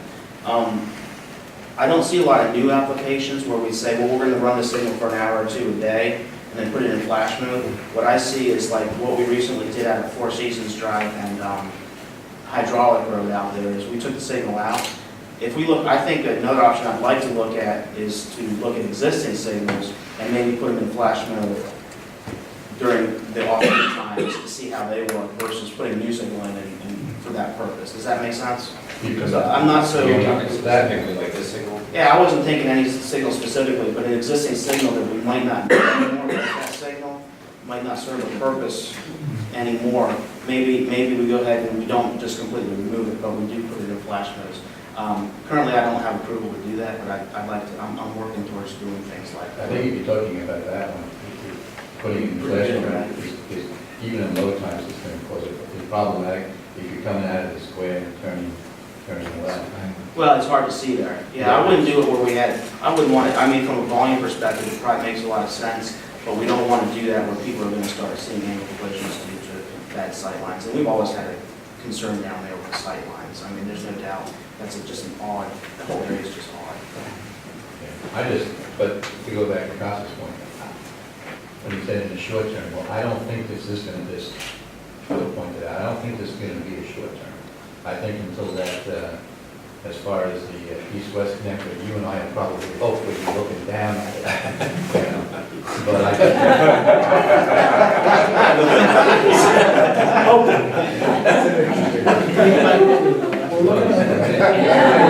just think that, you know, and again, with Old Trail is still growing. I mean, they're still adding, they're adding more homes on Jarman Gap, and I think another 12 got approved on Jarman Gap, and we're talking about 126. You add that to the 10 times trips, you know, on that, it's gonna get. Yeah, I mean. Well, the other thing is, that might be a good place, I hate to say it, for a circle. Because really, if you're gonna not restrict flow, you know, a traffic circle with offset intersections is probably the best way to deal with that problem, right? I think a traffic circle would probably be a great solution there, but I mean, it's so tight in there, I don't know how you're gonna fit it in without being There goes so the community obstructive. garage right out the door. Yeah, I mean, that's, you're talking about 120 feet minimum to get it to work, so it would work, but I mean, that is the perfect application of a circle. it'd be great if we could incorporate Tabor, Jarman's Gap, and Crozet Avenue into one circle, that's for sure. I think it's gonna have a very large footprint. Yeah, no. Question, did I understand you to say you think that queuing from the four-way is what's causing people not to be able to get out from Jarman's Gap? Yeah, when What I come see down here in the actually when I'm morning. sitting there is that people are just going by on Jarman's Gap, on Crozet Avenue, and nobody gets. They don't even stop for pedestrians, If you much have a less shy- like to turn left. If you have a shy person in the front who won't stick their nose out a little bit, then Crozet Avenue people just keep on going, which is why. Even if the stop light is it. red, yeah, they don't let you out, even if the light is red. You know. It's the left-hand Yeah, turn. no, I know with it, yeah, I've experienced it, and I do see, I mean, I understand that people are going, it can be confusing to get out of there. But what I also see is I see traffic queuing from up there, and that's usually when someone will let you in. When the Yes, traffic is because back. that's your best chance. I do see both where there's that queuing, There's you both, just can't yeah. get out. But Yeah. then when there's gaps and people are turning Alpha Tabor right onto Crozet Avenue, your gap's gone if you're trying to turn left Yeah. off Jarman's Gap. Then there's nothing. I'll tell you, I think it's Things are moving better. Unless it stops, then I- someone lets you out. I think it's better since since the county did the streetscape, I think we're probably seeing a little bit, well, hopefully we're seeing some, I think if we still had the old street, there'd be higher speeds probably. So I think that's helped. I think things like that, you know, by slowing traffic down, and getting them to go 25 miles an hour, you're probably more likely to get better gaps to get out. Another concern, like you say you see both situations with the queuing. Well, my concern with putting the always stops at both those intersections is you're going to extend that queuing down much farther now, cause more congestion, we're going to start seeing an increase in crashes, and that's what we don't want to see. So any solutions we see out here, we need to improve the efficiency and make the intersection safer. Yeah. I honestly think that Sean's idea, where it's at a certain period of time, the light, becomes a stop, and at another period of time, it's yellow, and you can go through, But you're saying there's none of that in the state of Virginia? Well, but Not for VDOT maintained roads. You might see it in localities that maintain their own roads. I think City of Charlottesville has started doing it. It's not been an accepted Is practice. there a reason why the state is just? But no, that's why I'm questioning the use of them, because I don't see, from an engineering perspective, I don't see a good engineering reason why we wouldn't use them in certain locations, especially a location where, like, if you had a situation up there, it's not called Music Today anymore, what is it called? It's back to music. It's back to Music Today. It's like some sort of industrial facility, maybe the old ConAgra building. If you had something like that where you had a hard start, hard end time, and maybe State Farm Boulevard is an excellent example in Pantops, where everybody was going out at once, coming in at once until they started doing a little bit of work on getting people different start times. But that's a great opportunity where you really need a signal for like an hour for the day, and you should consider something like that. My opinion is VDOT hasn't ever used them in the past because we haven't had a whole lot of need for them in the past, number of years. Maybe recently we have, but I don't see a good engineering reason not to consider them. And it's something we're talking about trying to get through. We're just not there. So we'd be a good database, I think. Yeah. Well, then you got to talk about the cost of putting a signal in too. I mean, they're definitely not cheap. And I don't know if signal is the best answer. I think what we do is we collect, like this data I have here that I pulled quickly today. I also pulled some volume data out there, some of the volume data, especially Railroad Avenue and 810 North there. It's a little bit old, it hadn't been updated for a while. So I think the proper thing to do is to update the volumes, look at what the patterns are, and maybe come up with some solutions that are allow better efficiency of the intersection. Plus, it doesn't cause us problems with more crashes, because that's the last thing we want to do, is make the intersection less safe. From a safety perspective, the intersection is not bad. Quite honestly, the 3 crashes we had in the past 5 years, one of them was during construction. Somebody couldn't see around a piece of equipment, so they pulled out and they got hit. It was followed up by a review that said that there was that the contractor didn't have the proper work zone set up, so that was an easily avoidable crash. Another one was someone actually coming north on Crozet Avenue, and they took a left, and the car going south hit them in the rear end. And it's just odd. It's amazing what happens for crashes. People can't bother to slow down just a little bit. I don't know how that happened. Can your data collection there too include, speed? Okay, so if you're gonna do volume, how do you do the speed? Because that right there, because you're I'm afraid to see what speed are going to be. Exactly. I mean, your point of if people are doing the speed limit at 25, you are gonna have more gaps. I mean, it's much easier to get across there. That's not the full solution, but I think Maybe it's a a good big part of test. the problem. Maybe a good test of that is we ask the county police to come put those signs out there that they put in variable places, and see if we can get a couple weeks worth of data, not data, but of calming out there to see if we do see a little bit easier congestion. In your volume Yes. studies, do you include bicycles and pedestrians? We can specifically count any of that. Because We normally, for a from the particular- conversations I've heard, we want to be a very livable community that includes bikes and pedestrians as well as cars. Yeah. And I think this is one of the concerns trying to cross over Crozet Avenue is people don't stop. I think a couple tickets out there might. Well, the other thing is, it may help us with what we need to do with that stoplight, because that truly is probably, the stoplight at the square. Yeah. That I might think help us. it's going as soon as the improvements are. As soon as what? As soon as the square improvements happen, that light will go up. So we have some patient. Yes, I'm sorry. Yeah, That's okay. You spoke about the county police. Would it be possible to put an officer there for a certain short period of time, like we do at Western Albemarle? Holding up a stop sign. Crossing the- Our friendly neighborhood traffic cop. I think if you're talking about speeds, I think the county police have been pretty aggressive in trying, and we're looking at, I think they're buying more of those signs, but they're the radar signs that they're posting under the existing speed limit signs. Oh, that's not And they show you how fast you're going, and they're effective. They're effective for a couple of weeks until people start getting used to them and realize that really there's nobody going to pull you over, so you start to avoid them. So the police are taking an approach where they put them up for a couple of weeks, get the calming, they remove them, put them in a different location, and rotate them on a constant basis.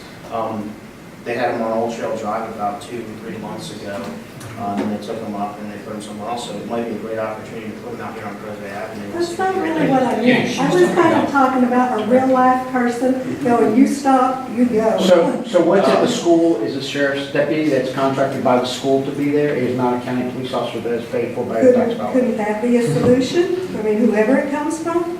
He's getting paid by the tax. Yeah, Well, it is, but not by- that sounds more public service expensive dollars. than. The county has, they could do that if they wanted. Oh. Yes, sir.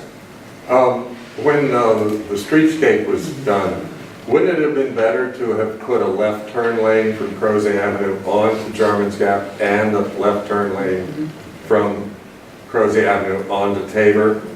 Yes. Yeah, probably so. Is there any question? However, you're talking about a lot of impacts of the properties out there, and they probably looked at the volumes of doing it and determined that the cost and the impacts of those properties wasn't worth it. Well, if they'd have done it, we wouldn't be here And today. it was also a streetscape project, and it was not a traffic capacity project. Streetlights wouldn't have been necessary. This may raise ire from folks. I don't know the general sense about speed bumps.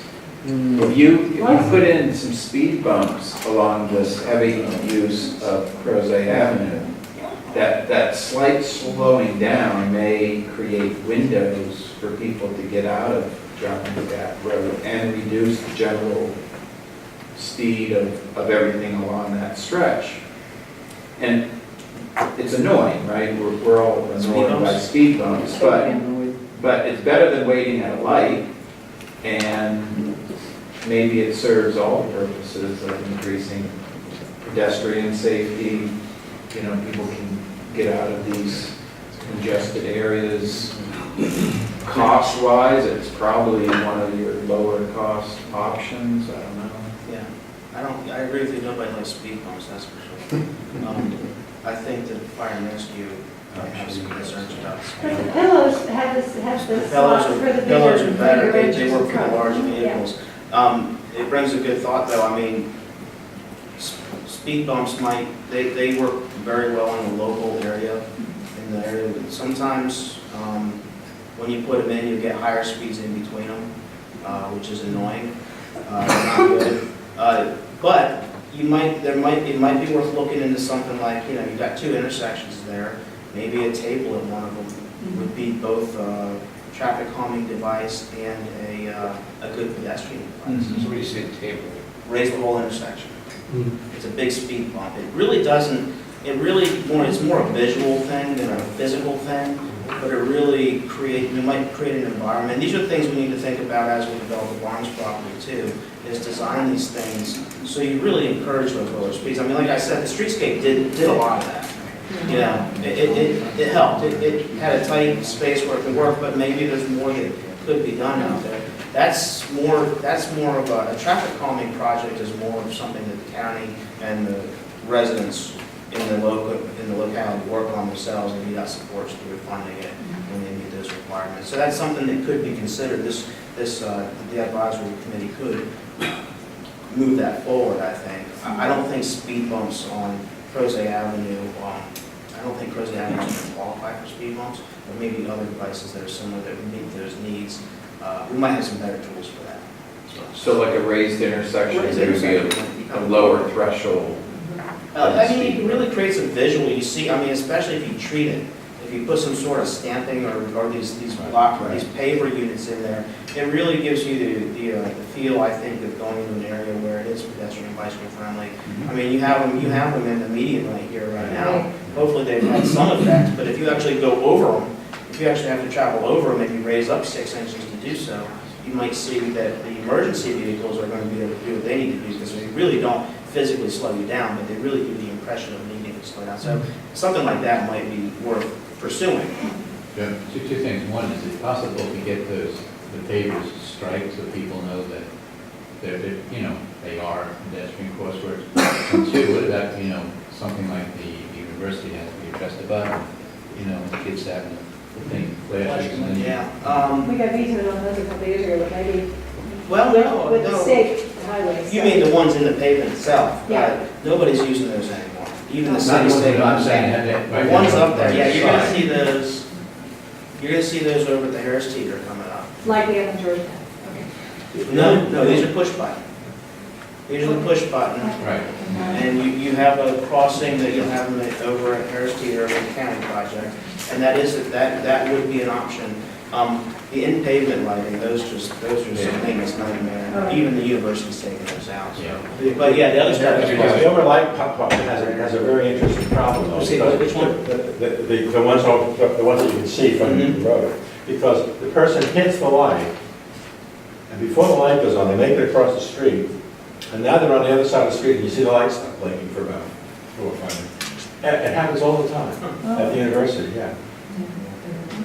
Well, the universities are activated both by a button push and by a pad. So if you The ones step I'm on the talking pad- about, button push. Yeah, well, they're both. Well, the ones I'm talking about, I mean, they may be bad too, but I know people could. And that's where the delay sometimes will come in, because they'll cross over without hitting the pad, and then they hit the pad on the opposite side. And so what happens is they go off hit the again. button. I think the push buttons are the most effective ones. We used to have Yeah, some the push push buttons buttons at the are old train station there. and they kind of got ripped out and never put back. They got hit by cars. Yeah, the one got hit by car. It's still in the shed out there. And I think it is, yeah. Yeah. But I think you're right, I'd like to see what the volumes are and see how they contrast, with the last ones we have. If we can do update the volumes now. I have it here. I did it in pencil today. These are my assumptions based on all the volume data I have, that's published data. The speed coming into Crozet from 250 is much faster than the speed of people going out of Crozet, is it not? You may have a point, but I don't have any data on that. Oh, You can measure that. I'm sure it's I don't incredibly have it. different. I know, I drive fast going. Are you talking about the downhill, uphill? No, leaving the trestle, going through Crozet and then out to 250. Cars are not going as fast. First of all, they don't start off as fast. Right. People coming in from 250, Right, driving so that like, country road are going pretty fast, and when they hit the you're first not corner. Tabor to the square is faster, going uphill is faster than. Well, again, maybe that's an application for the temporary speed Yeah. radar, That's a great location. to get Oh, I people think so, to. yeah. The other thing, we've been dealing with similar issues down in Batesville, and these issues, and they have a lot of truck traffic down there that's coming from 21 South actually to Crozet, construction vehicles, and they've been frustrated by it. And we've tried a few things, not too successful now. One, we tried locating the speed limit signs a little bit closer into town, lowering the speed limit, hoping that people would be more respectful of those speeds. I'm still waiting on the data for that to see if it's effective. But the idea there was to really line up the 25 zone with when you feel like you're coming into Batesville and see if people respect that more. Because if you have it too far out and you're on a road where it's like, well, why am I going 25? Then by the time you get into a place where you should be going 25, you forget what speed you're supposed to be going. So I don't know if that's effective. That's something we're trying, but it's something to think about. So going forward, you can gather some information about the table, and I assume the table proposal could be that whole square in front of German Gap. So you'd have the pedestrian things on your side. Well, we want to collect data first. We want to collect data and make sure that there's a issue right there with speeding. I mean, we definitely, if people are going to speed limit through there, you're kind of wasting your money. So you'll put the cords down, or you'll take care of getting that to happen? Yeah. So you can do the counts and the speed at the same time? Okay, both directions, or all four sides of the intersection, I guess, so they can do. Well, I'm going to look at the whole. Who's going where? I'm going to look at the whole corridor. Okay. I'm going to collect speed. I'm going to collect data from the four-way stop down in Tabor. Good. It doesn't necessarily have to do with the speed, though, as maybe even the volume, because I thought that the idea of putting that visual thing in there was that it might slow people down, or it might regulate enough that people could get in and out. So Yeah. it's kind of like both, based on both, isn't it? I would look at it as an extension of the streetscape project, maybe seeing what you have and making it more of a, I would consider if you have a speed issue to raise the table, and maybe if you don't have a speed issue, to do some sort of treatment there. It's all visual, depending on what we have. So I'm going to collect speed data, I'm going to collect volume data also, and we can talk about what we get. Hopefully everybody will go 20 miles an hour that day, no big problems. If you let us know when it's going to be there, we will promise to do that. You said you had some assumptions you were going to tell us? Right. Speed. I had some assumptions. You said something about, you had assumptions or something you were going to tell The us? pencil. On the pencil paper. Oh, this is, I'm sorry. Okay, so let me just give you a little bit of information. If you want to look at data that we have a lot of data available at virginiaroads.org, okay?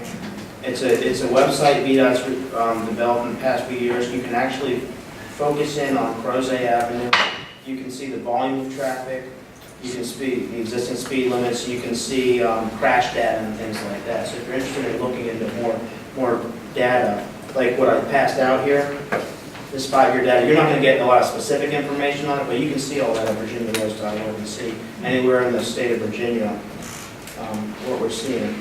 This information I penciled out today, it was something I brought. I didn't make copies for you guys because what it is that we also have at virginiadot.gov published traffic counts. We count traffic every year, and on major roads we count every major road every year. Minor roads, we count it every 3 years and put factors every 2 years in between, assuming growth values. So what I did was I went to our published volume data just to look at the volumes out here. So Crozet Avenue has 7,000 vehicles a day at our last traffic count.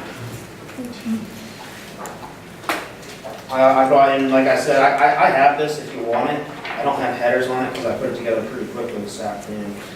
We can pass it around. We could. So when you say 7,000 a day, either direction, that's total? That's 24 hours. That's average daily traffic. So over the course of the year, we see about 7,000 vehicles a day per day. Our peak hour, excuse me? That's both ways? That's altogether That's counted both over. directions. Our peak hour factor is 0.1019. That means we see about 10% of the daily volume in the peak hour. So roughly 700 vehicles in the peak hour. That could be in the peak hour in the morning or the afternoon. We also have a- Sorry, is this, how old is this data, do you know? Crozet Avenue was counted in 2016. Okay. So what I'm passing out now, it's raw data. Well, it's not raw data, it's factored data, but it's not the easiest to look at. That's why I kind of want to go over it. So you'll see the very left column is the route number, BA240, Crozet Avenue. The next two descriptions, well, then the 002 is the county number, 2 is Albemarle County. The next number is the link length, 1.43 miles. Then you see from US 250 Rocky Fish Gap Turnpike to 810 Three Notch Road. So that's the 1.43 miles. The G is the quality of the data, which is kind of hard to describe, but it basically tells you how often we count it, and if we compare it to other data. What we do is we might count any time during the year to get this published data. What we do is we compare it to our continuous count stations, which give us a tally, so we can gauge the volume of any day, any hour of the year versus continuous count stations. Then we adjust this to normalize it throughout the year, so we can compare data from May to November and think that we're relatively accurate in our data collection. The percentages are your percentage of cars, 98%, 1% trucks, 1%. One's a box type truck and one's a semi type truck, small semi. We have no buses out here counted. Then your factors, the 0.1019 is what I just talked about with the directional factor. I'm sorry, that's the peak hour factor. 10% roughly occurs in the peak hour, and then the 0.5358 is the directional factor. So basically, if you take the 7,000 vehicles a day and you multiply it by the 0.1, by those two factors, the directional and the peak hour, you get your peak hour flow in one direction. So your peak hour flow on Crozet Avenue, the heavier flow is 382 vehicles in the peak hour that happens, okay? That's the heaviest road here. Jarman's Gap Road has an ADT of 3,700 vehicles a day. I estimate about 108 left turns off of Jarman's Gap onto Crozet Avenue in the peak hour, using those factors and things like that. Tabor Street, about 73 peak hour left turns during the day. That could be morning or afternoon. At the four-way stop, you see we have on 240 up there, ADT is 5,100, 810 going north is 2,400, and Railroad Avenue is 1,203 vehicles a day. So what I did is I just made a map of this data and quickly put it out there just to give myself an idea of what volumes we were looking at. But when we collect new data, it'll be current 2017 data, and it'll be easier to look at. I just wanted to share this with you and get use for it. Is there any way, Joe, to do any kind of prospective data? In other words, if we knew, and we've already asked the county for this, the number of additional homes that are approved but not yet built versus what we have, assuming that this is the data for what we have now, but we have the data for that, can you do a prospective study and tell us what the volumes are going to be based on that data? Well, you're going to have that. Now, there's what the county, well, it's a state requirement. Chapter 527 traffic impact analysis was done at the Barnes oversight, and that's going to capture all of growth in Crozet on this area right here. So if you look at the results of that study, it does look at future projections. You're just saying for this for Barnes? No, it actually looks at all the intersections along Crozet Avenue. Yeah, But they that were- would be a project that was going to, I mean, there's a threshold for the kind of projects that are required to do the 527. Yes, yeah, there are. And most, when Barnes Lumber Site first did it, you have to generate 5,000 trips a day to be required to do a chapter 527. It originally was like 2,000 a day, and the threshold went up. I don't remember how much traffic Barnes Lumber Site is, that the new development was generating, but at the time, it generated enough to require a study. And that study, the county, both the VDOT and the county have that study. It does show, it identifies no build scenario without the site, with the growth that's actually already approved in the county. So any additional houses built in any developments, it would capture that. It looks at every intersection here, and it looks at the impacts of them and how they perform. They don't perform very well when it's all built out. Surprise, surprise. Yeah, I mean, we're definitely, as growth occurs, we're definitely going to have some challenges out of it. But it's important, it's really important, from my perspective, it's really important that if that site does move forward well, like we think, that road that goes through there relieves some of the existing things that we're seeing. Right. I think what would work very well is if we could focus on making the Library Avenue connection to Crozet Avenue a main intersection, and look at that being the main signal in town here.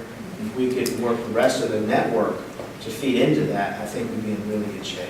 I think if you put a light at the Library Avenue here, and 51 down there, during the red, it would back up even. You'd be backing up even further with the volume.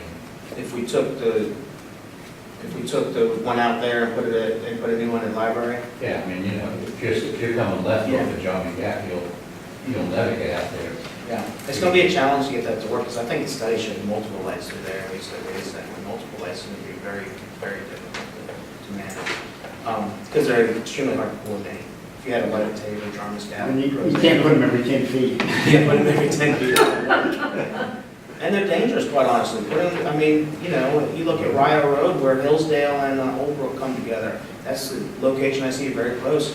And we have safety issues out at that location. It's hard to get those two lights to work together. And there are a lot of accidents there. There's a lot of accidents there, Is yeah. it just about people are running lights and, sneaking through them or? I haven't reviewed that data recently, so I don't know. So it's a challenge. It's going to be a challenge. But I think with making good decisions on the site and getting, making sure the traffic, pedestrian, bicycle friendly, or accommodating everybody, I think we can make it work. But we need to do the job and that stuff. It really helps to understand what you're looking at here. I know. I And apologize. to hear an explanation of it, though, because it's No. easy for us to get.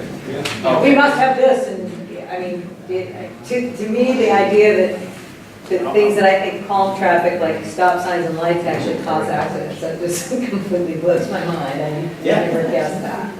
I'll just pass this one. This is, if you like that data, then I'll pass. This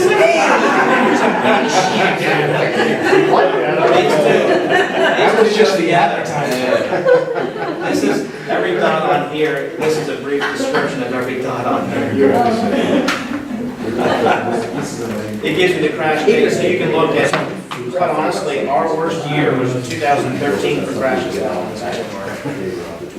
Wow. We've been pretty low in 2017. So that was right, as the streetscape was beginning. Yeah, so That was- streetscape was that one. We lost the right-hand lane. It really messed people up. Bummed me out. But yeah, I mean, you make a really great point, stopping traffic and putting, and doing it more actually causes more trouble a lot of times than it solves. That's why roundabouts are such great options, and alternate intersections that we look at all over the place are much safer, much more efficient. Anything else? Any other? Two quick thoughts for Joel to write down to take away, since you mentioned the Harris Teeter project. Can you, in your mind, dig around and see what's happened with our waiver request that we call Pepper, so that we can Which get... one?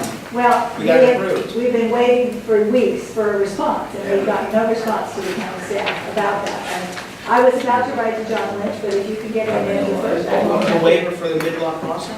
Yes. Yeah, we took care of that. Well, Jack doesn't seem to know, so. No, I spoke with Jack. All right, well, anyway, that was 2 days ago, he said we're still waiting, so obviously there's some missing transfer, so thank you for straightening that out. It ended up, it doesn't need a waiver. Good, the neighbors on St. George said, thank you very much for paving Crozet Avenue, but bring back our crosswalk. From St. George, it's really, really important to get back. There was a marked crosswalk. There was a marked removed, it was crosswalk there, paved, and they and just not forgot placed. to put it back. So That's getting easy. that redone, Mr. Byron, we're very happy that I finally remembered to talk to you about it. Well, So that's a long time. For a circle. That would be very helpful, because there are a lot of, there's sidewalks on both sides of those that are crossing it, so people do really walk there. Thank you very much, and I'm excited to know that we're trudging slowly in the direction of construction for the Harris Teeter thing. Oh, I think that's going to be a nice project. And those are gonna be, the last person that spoke to us had talked about putting kind of a long island in there. Is that what it's been, is that? Yeah, so where you have the back-to-back left turn lanes now, that we striped, what was that, 2-3 years ago now? Feels like yesterday, so anyway, I know it was. Wow. You'd be amazed how much pavement markings, that, just to restripe that cost about $10,000. Well, It was worth it, it was worth it. we were offering to do it in the middle of the night for you, but anyway. They wouldn't have lasted. Yeah, so where they're back to back right now, we're gonna put a small refuge area for pedestrians, concrete. It's gonna have push button flashing lights, so you can cross the westbound traffic, get in the refuge area, then cross the eastbound traffic.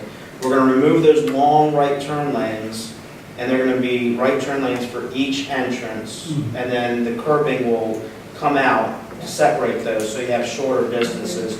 Hopefully it'll kind of narrow the whole 5-lane section through there, make traffic go slower and give you a good pedestrian crossing. The county's working on that project. We've been working a long time to get a good design out there. It's challenging out there. And there's some right away that perhaps we can get, that's right. Oh, to get it, well, you guys want to put stairs down. So where the mid-block crossing is, you have to keep going down either way Right. to be ADA accessible. And I think the county also wanted to put some stairs on Harris Teeter right away. I don't know where they are with that. Okay. Just to have a couple options. Yeah. On a different subject, on the circle at 240, 250. Yes. You mentioned the number of feet required for traffic circle. Don't you run into the same issues there on space?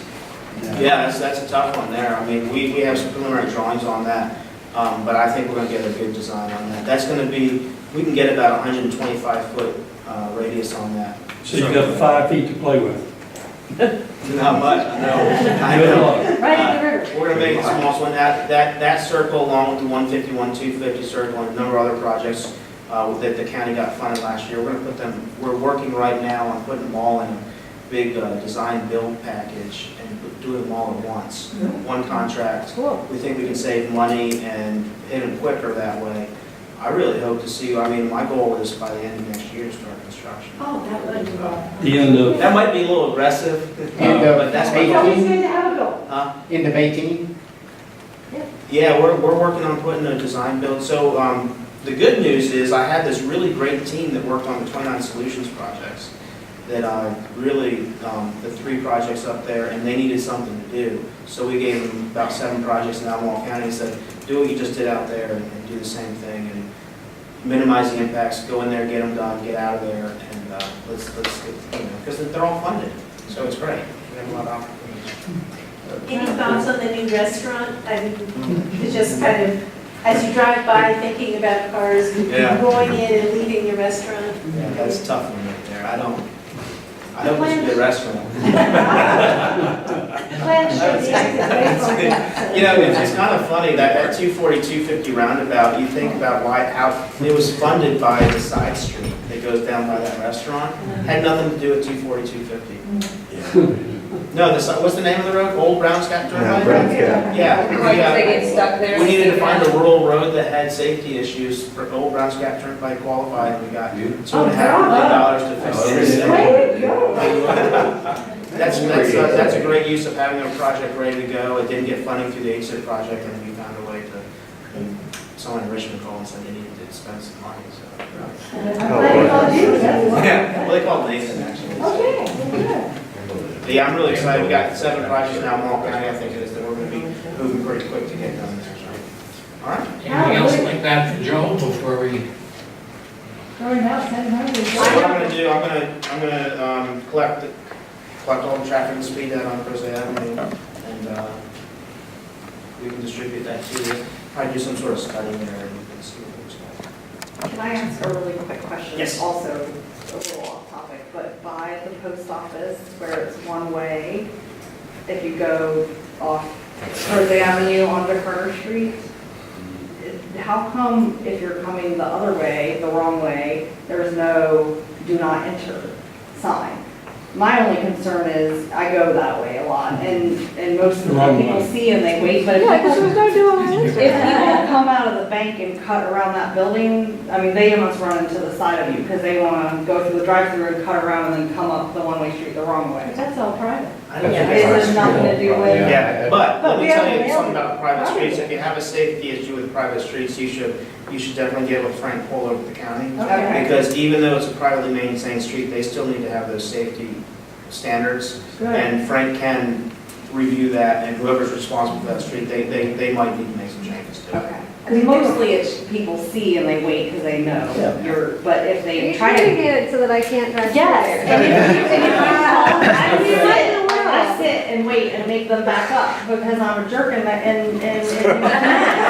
peeve. I didn't know that's the right way. I didn't know that's the right way. I never know what's the right. Well, no, Yeah. I'm going the right way. I say we take down the one-way sign and that's, and go whichever way we want. Right way is the way you're going. take that out afterwards. But it's a safety thing. In your car, and wait all back. It is unsafe when they come around from the bank, that's where it's. All right, I think you know who to talk to. Joel, thank you very much. Well, I got you guys. So one last quick item related to traffic and the need for some, additional road improvements here. I've gone to a couple of meetings with the county related to the square streetscape improvements. And we had a really good meeting last Friday at the county with a cast of thousands. And frankly, it was probably the most productive hour I've ever had in the county office building. But Frank Stoner from Milestone made a proposal to the county that said, hey, how about if I come up with some money and put it in a pot, county, if you have 200 grand for the Crozet Square streetscape project, what if we put that in a pot together and go chase VDOT revenue sharing money to complete the extension of Library Avenue and the Main Street connection to Parkside Village, including the square streetscape, including upgrade of Oak Street, and essentially the road network around the plaza. The county has essentially, and so it's all subject to board approval, but county staff has generally said, Why didn't we think of this before? like a reasonable idea to take private developer money with a little bit of county money and go chase, state money that's available. So county staff has agreed to that. I think it would be part of it. There's a couple other VDOT applications that the county is planning to submit for VDOT revenue share funds this fall. I think that goes to the board in October, so this is all, of course, subject to board approval. But at least, staff and the county executive office seem to be in favor of it. Timeline would be, application would go in for the grant funding this fall. It would be awarded next summer.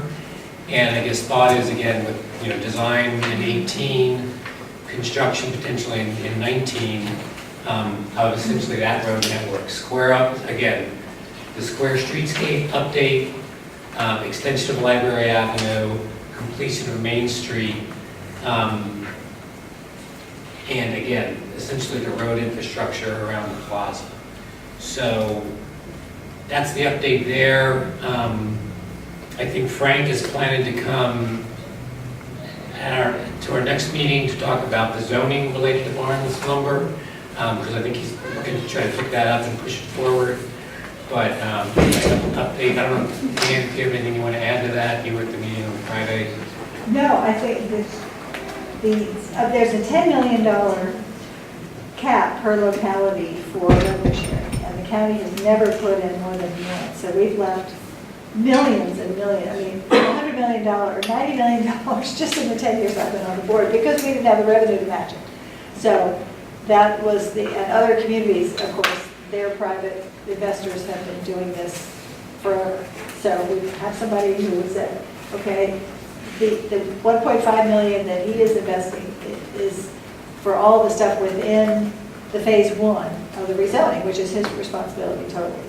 And then the revenue sharing that would be drawn down would be the connection that's outside the rezoning, so it's not on part of the original rezoning, but would get that connection to Parkside, which is really, really important to get that much faster than would be done otherwise. And through the area that really would have been supported by more residential in a later phase. So that's the thought. And all the transportation wizards have studied this and thought it was a pretty good idea. So we will perhaps get a little more matching from the state this time than in the past. So with Treescape, how's the maintenance funded? Excuse me? How's the maintenance of, watering and that kind of thing? How's that funded? The streetscape? Through our general services department, they took over the streetscape maintenance because it did not fall within the categories of the kind of thing that VDOT does. The original couple of years may have been the contract, because I noticed that just today they were out at Berkmar watering the trees on the new road there, because the contractor is required to take care of it, keep it alive for some number of years. So I was glad to see them out there doing some work, actually mowing and tidying things up. It didn't look quite like the prairie as much as it did the other.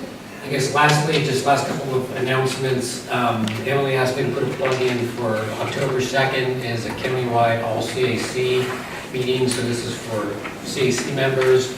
I think two things that are going to be on the agenda. One, the consultants who are working on design of the NIFI, neighborhood improvements funding initiative projects like the Square Streetscape are going to be there to answer questions about their scoping efforts and such. And also, I think Elaine was going to do an update of the capacity analysis, growth projections that she's been working on, amongst other things. So again, I'd encourage CAC members, if you can go, please do. She's some good information. That's October 2nd. And for our next month meeting, again, county staff has put together, there's a consultant that's going to come visit with us about the revisions to the Western Park master plan. So that'll probably be our main thing for next month. And also, again, I think Milestone wanted to come and give an update on the rezoning. So anyway, that's what I have. Anything else before we close? We're in our 15-minute window. If I have 30 seconds, I will answer the question about the economic development MOU that we did with the city. Please. You may know that over the last several years, there have been, I've been particularly irritated by the city using tax credits to lure Albemarle County businesses into the city. And that doesn't really help the region as a whole if one community is pirating from another. So there have been pushes from Richmond with this Go Virginia effort, with lots of funding available for regions to work together, jurisdictions to partner with others. And I've gone to quite a few learning experiences and conferences about this topic over the last year. And everywhere I go, I would ask other jurisdictions, Rockingham and Harrisburg, for example, so you all did this wonderful convention center together. How did you protect yourselves from just somebody reaching across the line and taking your best businesses, 300 employees for the insurance folks who used to be at Fontaine and are now downtown. So they said, well, if we didn't have assurance that our neighbors were going to cooperate with us and be decent and have rules, we would not engage with them at all. So that was basically the approach that I took when people raised this issue with the economic development, that we needed to have, or the people who have been working hard on these MOUs have said, oh, this is really important, we need to do together. I said, well, there's a ground rule here. A bright line for me is that there has to be an agreement about this kind of behavior so that we know what we're doing and we're not going to be having people trying to take advantage. So the MOU, I think, is quite well done. It has the county staff gathered up a lot of information from the Partnership for Economic Development and different communities around, stole a whole lot of ideas from others. who have been working on this successfully. And so I think it was adopted, and I think that it will help to clear the air. And at least when things start to go south, we will be able to take out the piece of paper and say, hey, you. Pay attention. So we don't want to be too suspicious, but I also don't want to be stupid. So there's a balance in there. It's important. Okay, with that, I think we're adjourned. Thank you. Very much. Thank you,